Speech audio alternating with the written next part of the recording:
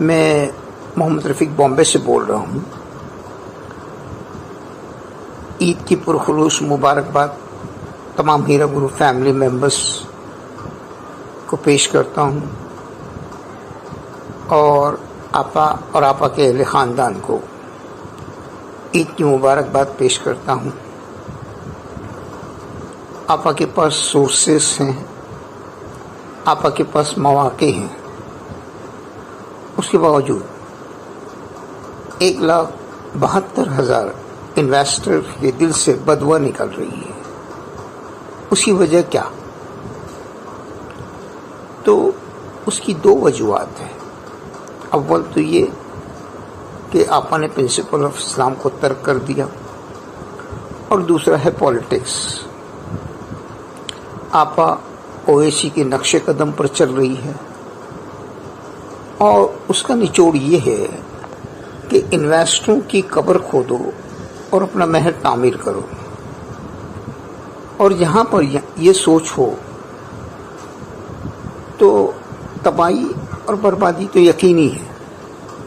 इस तरह की सोच के लोग न तो मुल्क को कोई नफ़ा पहुँचा सकते हैं और न ही कौम को कोई नफ़ा पहुँचा सकते हैं।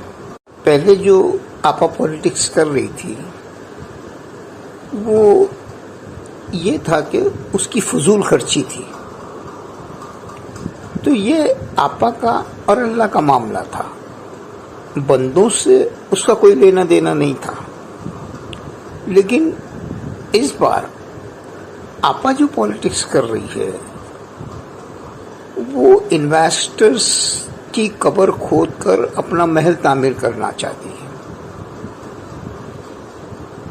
आपा सोशल वर्क को पॉलिटिक्स के प्लेटफॉर्म से करना चाहती है और उस पर सितम ज़र्फ़ी का यह आलम है कि उसने ऐसे लोगों को अपनी गोद में बिठा लिया है जिनका ताल्लुक ओवैसी घराने से है। आज 1,72,000 इन्वेस्टर्स में से किसी एक इन्वेस्टर्स ने भी आज तक आपस से ये नहीं कहा होगा कि अगर आपको नुकसान हुआ है तो हमको नफ़ा चाहिए।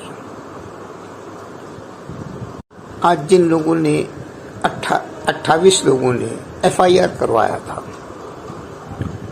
वो सही मानों में कंपनी के भी दुश्मन थे और इन्वेस्टरों के भी दुश्मन थे और उन्होंने कंपनी को करोड़ों रुपए का नुकसान पहुंचाया। इसके अलावा वो तमाम लोग जो SFIU में गए, EOW में गए या विड्रॉल में जाना चाहते हैं, वो सब के सब बेगुनाह हैं, मासूम हैं, मजलूम हैं और बेबस हैं।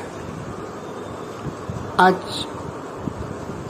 ये कोई हंसी मजाक की बात तो है नहीं कि हमने कंपनी से सोना खरीदा, तो अगर हम वापस चाहते हैं तो हमको तो सोना मिलना चाहिए ना। बिजनेस का उसूल जो है वो तो यही है ना कि भाई हमने आपसे सोना खरीदा है और हम अपना सोना हमको वापस चाहिए।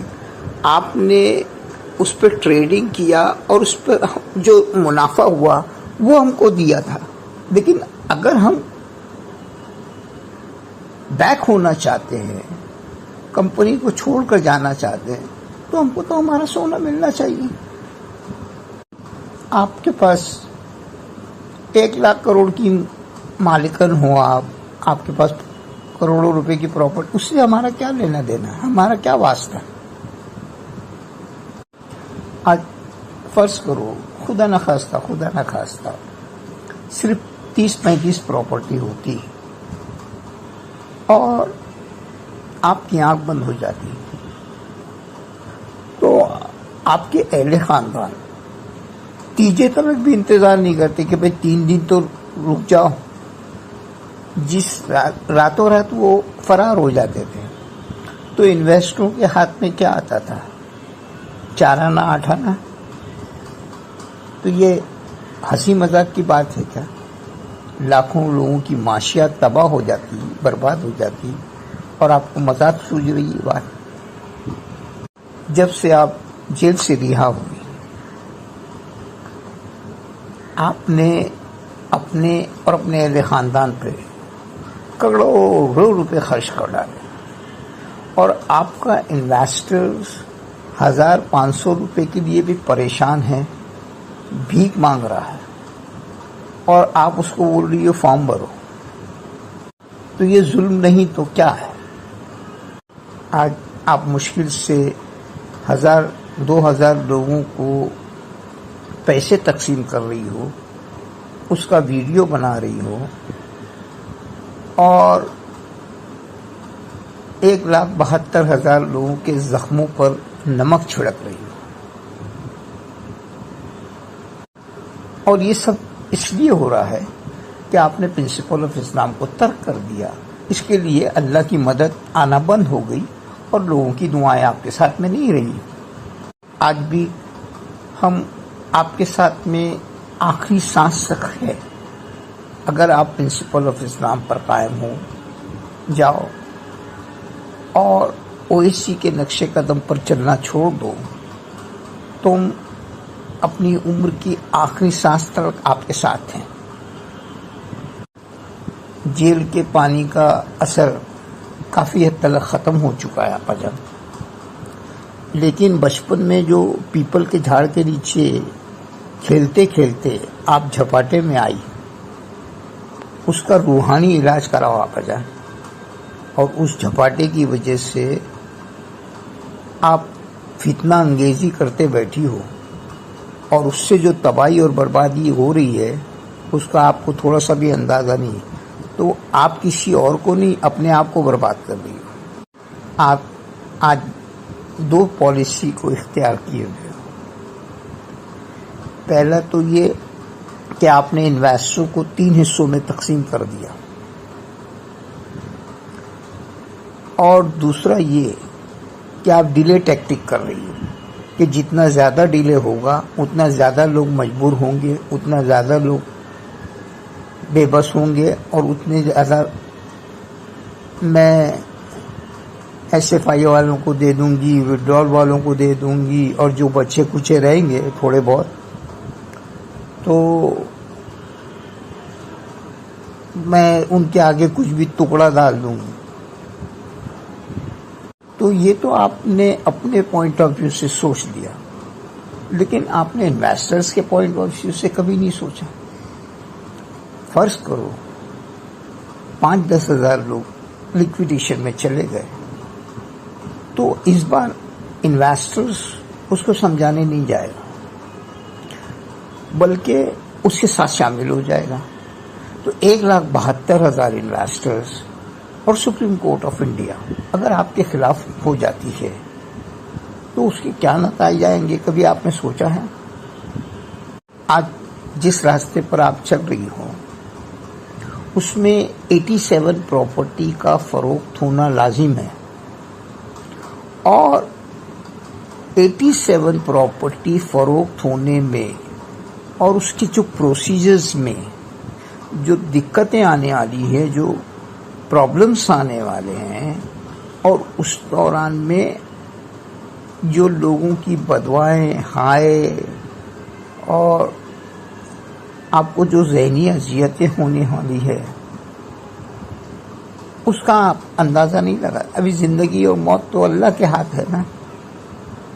अभी आपने आब हयात पी रखा है ताक़यामत जीने के लिए, मगर हमको तो एक कतरा भी नहीं पिलाया ताकि हमको भी लड़ने की ताकत आ जाए आपसे। आज हमने इतनी मेहनत करके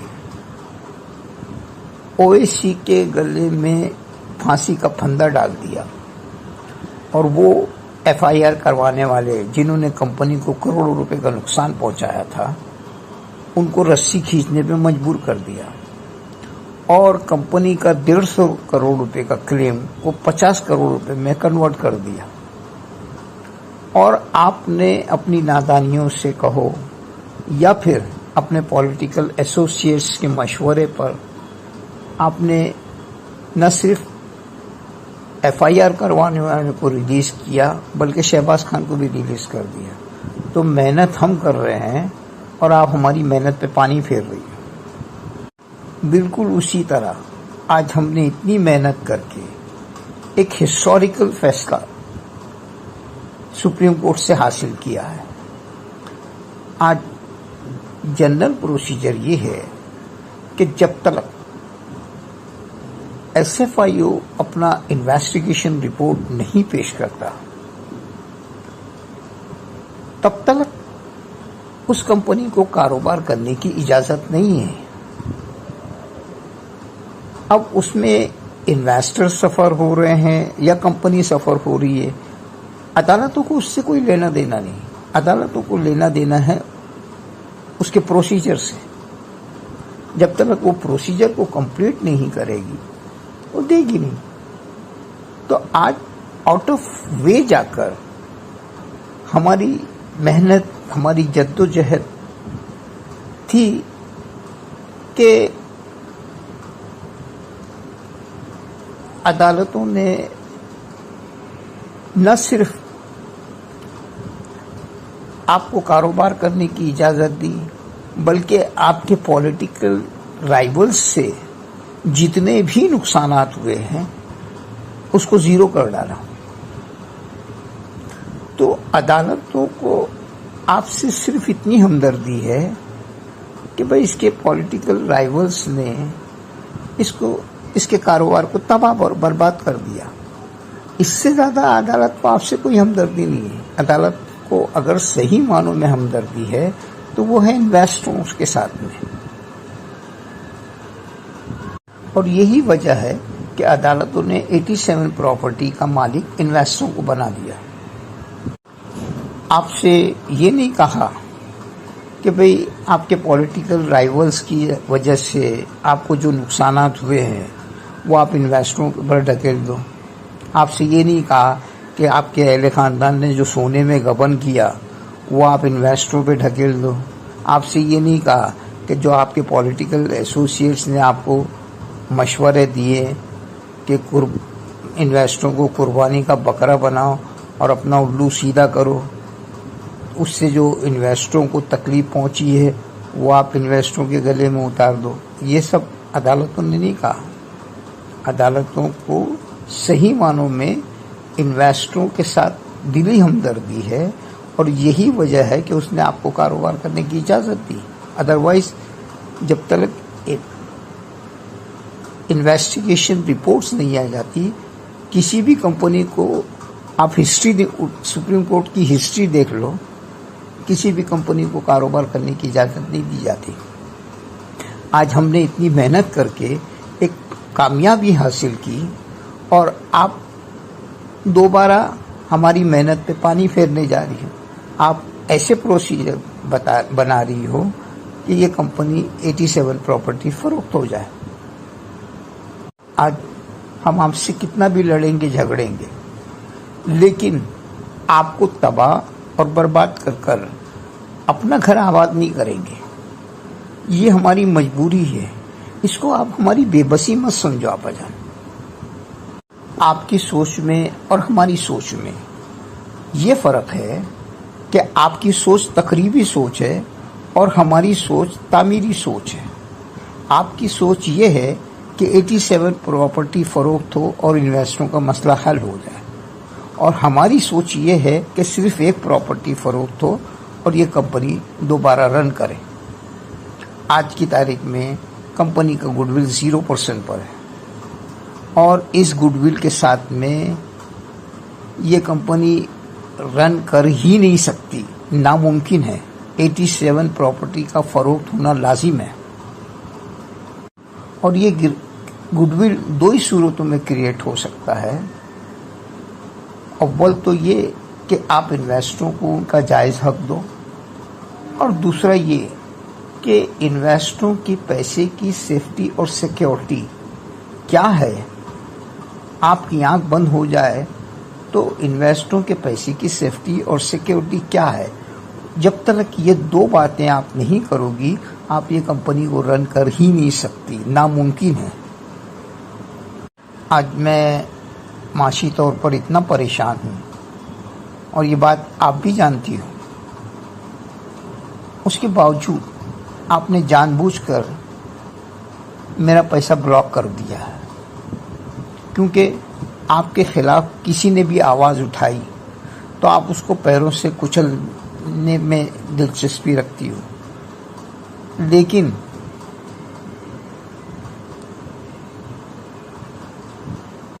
आप 1,72,000 इन्वेस्टरों को अपने पैरों से नहीं कुचल सकती आपा जान।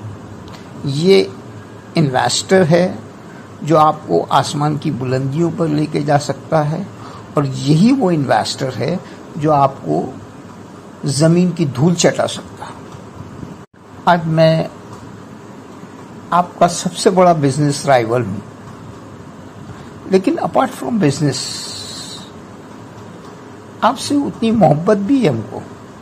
हर इन्वेस्टर आपसे मोहब्बत करता है, और कोई भी इन्वेस्टर आपको तबाह और बर्बाद करके अपना मकसद हासिल करने में दिलचस्पी नहीं रखता। तो जब मैं आपका दुश्मन होकर आपको इतना नफ़ा पहुंचा सकता हूं, तो अगर मैं आपका दोस्त हो जाऊंगा तो आपको और कंपनी को कितना बड़ा नफ़ा पहुंचाऊंगा, इस बात का कभी आपने सोचा? क्यों नहीं सोचा भाई? जब 25 लाख मुसलमानों की जिम्मेदारी आप अपने कंधों पर लेकर चल रही हो, तो कौन अपना है और कौन पराया है, और किससे आपको नफ़ा पहुंच सकता है, किससे आपको नुकसान पहुंच, इतनी तमीज़ तो आप में होनी चाहिए।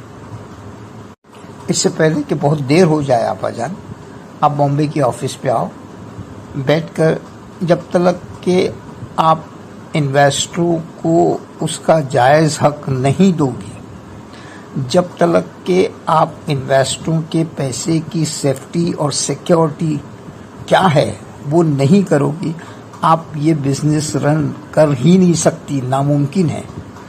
और आप जिस पॉलिसी को इख्तियार कर रही हो उसमें 87 प्रॉपर्टी का फ़रोख्त होना लाजिम है। इसलिए बॉम्बे आ जाओ, बैठ के फैसला कौन बात करेंगे। हमारी ये मंशा है कि सिर्फ कंपनी की एक ही प्रॉपर्टी फ़रोख्त हो और सबके मसाइल हल हो जाए और कंपनी दोबारा रन करे। लेकिन आप जो कर रही हो वो आप इस कंपनी को लिक्विडेशन के रास्ते पर लेके जा रही हो। तो जरा होश के नाखून लो आपा जान, और वक्त से पहले उसका सही रास्ता निकालो। वो शेर है ना कि वो मेरा दोस्त है सारे जहां को है मालूम, दगा करे वो किसी से तो शर्म आए मुझे। अल्लाह हाफिज़।